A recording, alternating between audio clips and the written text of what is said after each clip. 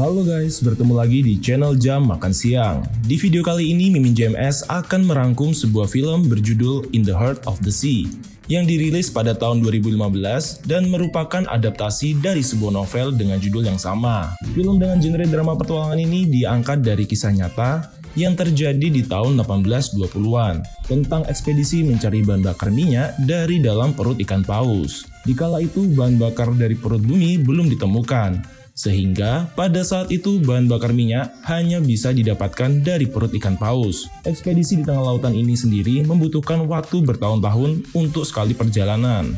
Penasaran dengan cerita lengkap film ini? Tanpa basa-basi lagi, kita langsung masuk ke rangkuman dari film ini. Check it out! This is Sparta!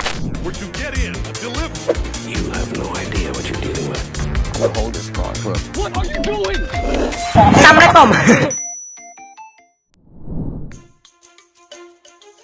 Di awal film kita diperlihatkan kehidupan di suatu malam pada tahun 1850-an. Seorang penulis bernama Herman Melville menemui seorang lelaki tua bernama Thomas Nickerson. Bukan tanpa alasan, Herman menemui lelaki tersebut. Thomas Nickerson adalah satu-satunya awak kapal Essex yang masih hidup. Ia selamat dari tragedi karamnya kapal Essex dan menjadi satu-satunya orang yang tahu tentang apa yang sebenarnya terjadi dengan kapal tersebut. Herman menemui Tom karena ia ingin menanyakan segala sesuatu tentang kapal karam Essex. Herman yakin kapal itu tidak karam begitu saja, tetapi ada suatu misteri di tengah laut sana yang menyebabkan hal itu terjadi. Pada awalnya Tom tidak ingin menceritakannya. Ia sendiri tidak pernah menceritakan hal itu ke siapapun, karena sepanjang hidupnya Tom dihantui oleh pengalaman buruk tersebut. Namun, pada akhirnya Tom luluh juga karena Herman menawarkan sejumlah uang dan Tom beserta istrinya sangat membutuhkan uang. Ia pun mulai menceritakan pelan-pelan apa yang sebenarnya terjadi kepada kapal Essex. Waktu itu usia Thomas Nickerson masih 14 tahun. Essex sendiri adalah kapal terakhir yang berlayar tahun itu. Dan Tom mendapatkan kesempatan untuk ikut berlayar sebagai pelayan kamar. Kapten kapal Essex pada saat itu adalah George Pollard, dan kelasi pertamanya adalah Owen Case. Pada hari itu, kapal Essex akan segera berangkat. Semua awak sibuk memasang layar agar Essex bisa berlayar. Pada malam pertama pelayaran, Owen membagi tugas untuk setiap awak kapal. Namun, pada saat itu Tom begitu mual, karena itu adalah pelayaran pertamanya. Hari pun berganti. Besoknya, Kapten Pollard meminta Owen untuk menaikkan layar tambahan. Owen tahu betul itu bukanlah keputusan yang bijak, karena terlihat di depan akan ada badai. Tapi akhirnya, Owen tetap menuruti keinginan si kapten. Kapten Pollard sendiri bukanlah kapten yang berpengalaman. Owen lah yang seharusnya menjadi kapten, karena ia terkenal sebagai pelaut yang sangat handal. Namun, jabatan itu direbut oleh Pollard karena ia merupakan keturunan dari keluarga kaya raya. Benar saja, karena ketidakpawaian Kapten Pollard, kapal Essex pun masuk ke dalam badai tersebut. Dengan kecepatan tinggi, badai tersebut membuat semua awak kapal terpontang-panting ke sana kemari. Untung saja, Owen berhasil mengatasinya sehingga kapal Essex tidak tenggelam. Setelah 3 bulan berlayar, mereka akhirnya menemukan di mana para paus berada. Berkat keahlian Owen, satu paus berhasil mereka tangkap. Setelah dibawa ke atas kapal, mereka pun mulai mengambil minyak paus yang ada di dalam tubuhnya. Minyak itulah yang akan menghasilkan uang. Karena badan Nickerson yang paling kecil, ia pun disuruh masuk ke dalam perut ikan paus tersebut untuk mengambil semua minyak yang ada di dalamnya. Mereka pun kembali melanjutkan pelayaran.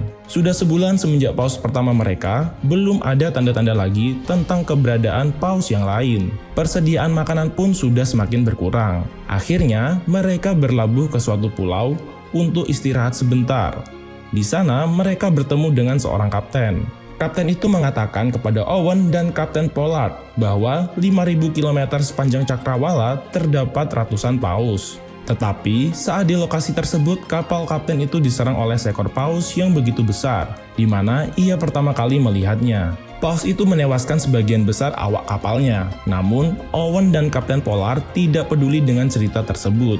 Mereka merasa percaya diri akan menangani itu semua dengan mudah. Akhirnya, mereka berlayar kembali menyusuri 5.000 km sepanjang cakrawala. Sudah 14 bulan mereka berlayar di lautan, Akhirnya mereka pun sampai ke tempat di mana ratusan paus itu berada. Dengan wajah yang sangat gembira, mereka memburu paus-paus di sana. Hingga kemudian, sekoci milik Owen ditabrak oleh sesuatu, yang mana berhasil membalikan sekoci itu.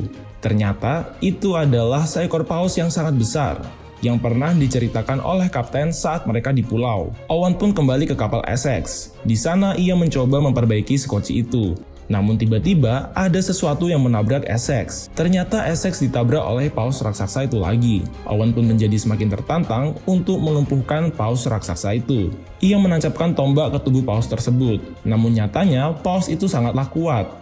Paus tersebut malah merusak Essex dengan sangat cepat dan mudah. Sekarang, Essex pun mengalami kerusakan yang begitu parah dan terdapat beberapa awak kapal yang tewas. Air laut mulai masuk ke dalam kapal Essex. Mereka yang tersisa pun membawa semua perlengkapan makanan dan yang lainnya ke dalam sekoci.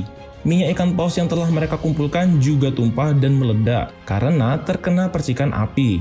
Essex pun sudah sepenuhnya karam dan tidak bisa lagi digunakan. Para awak yang tersisa menggunakan sekoci yang terbagi menjadi 3 kelompok, dan mereka pun kembali pulang dengan sekoci itu. Tetapi perjalanan pulang sangatlah jauh, tidak ada satupun daratan yang dekat dengan mereka. Sudah 34 hari mereka terombang-ambing di lautan. Persediaan makanan mereka pun tinggal sedikit.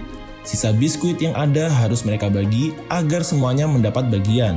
Hingga kemudian, mereka melihat sebuah daratan yang sontak saja membuat mereka senang. Namun, tak lama kemudian Owen menyuruh mereka semua untuk berhenti mendayung. Owen melihat paus raksasa itu lagi. Dan ternyata, paus itu telah mengikuti mereka selama ini. Paus itu pun menghancurkan sekoci yang ada dan menewaskan sebagian awak. Dengan sekoci rusak yang masih tersisa, akhirnya mereka terdampar di daratan. Hari demi hari mereka lalui di sana dengan makanan dan minuman seadanya. Hingga kemudian mereka semua melihat beberapa tengkorak manusia di dalam gua. Tentu saja hal ini membuat Owen yakin bahwa tidak akan ada kapal yang melintasi pulau ini. Jika mereka terus tinggal di sini, maka mereka pun akan bernasib sama dengan tengkorak-tengkorak tersebut. Akhirnya mereka memutuskan untuk pergi dari pulau itu setelah sekoci selesai diperbaiki. Tetapi teman terbaik Owen memutuskan untuk tinggal di pulau itu sendirian dan tak ikut pergi bersama mereka karena ia sudah sakit parah. Dengan berat hati akhirnya Owen berpisah dengan teman terbaiknya. Sekarang sudah 48 hari mereka terdampar di lautan lepas tanpa makanan. Di sekoci Owen pada saat itu ada satu awak yang meninggal karena kelaparan. Saat mayat tersebut akan dibuang ke lautan oleh salah satu awak, Owen mencegahnya dan mengatakan bahwa tidak ada pelaut yang waras yang membuang apapun yang bisa menyelamatkannya. Tom Nickerson bercerita kepada penulis tentang bagaimana jiwa mereka semua sudah mati saat itu. Mereka memakan setiap bagian demi bagian dari tubuh awak yang sudah mati tersebut. 71 hari sudah mereka terombang-ambing di lautan lepas, tanpa makanan dan minuman. Di sekoci Kapten Pollard, mereka membuat sebuah undian di mana yang kalah akan sukarela dibunuh dan membiarkan badannya dimakan oleh awak yang lain untuk bertahan hidup. Hal itu memang sangat menyakitkan, tapi itulah satu-satunya cara agar mereka bisa bertahan dari kematian. Suatu hari saat mereka sudah diambang kematian, paus raksasa itu tiba-tiba menghempas tubuhnya ke udara. Ternyata mereka terus diikuti oleh paus raksasa itu selama ini. Owen sudah sangat siap untuk menombak paus itu, tapi pelan-pelan ia mengurungkan niatnya. Ia merasa kasihan melihat paus itu.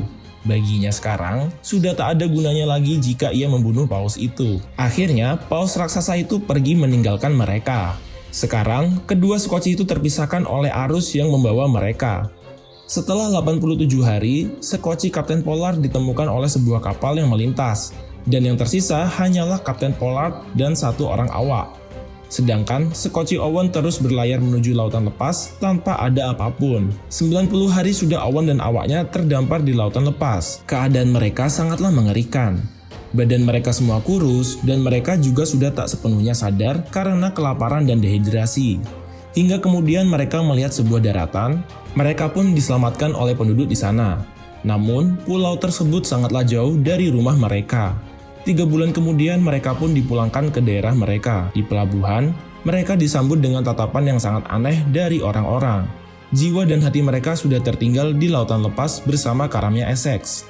Owen bersyukur karena ia dapat bertemu kembali dengan istri dan anaknya yang sudah tumbuh besar. Hari itu adalah pertemuan terakhir antara Tom Nickerson dengan Owen Chase.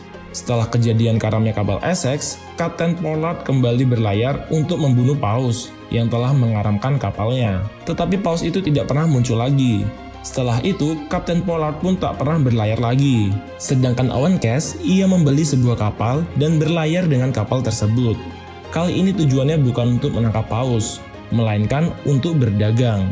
Itulah cerita kelam yang diceritakan oleh Thomas Nickerson kepada Herman Neville. Selesai wawancara, Herman memberitahu Tom bahwa terdengar kabar ada seseorang yang menggali tanah dan menemukan minyak di dalamnya. Tom pun bersyukur, karena mulai saat ini manusia tidak perlu lagi berburu paus untuk mendapatkan minyak. Herman pun pergi meninggalkan rumah Tom Nickerson.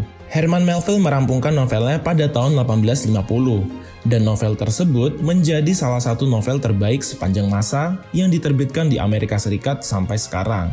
Kemudian, film pun selesai.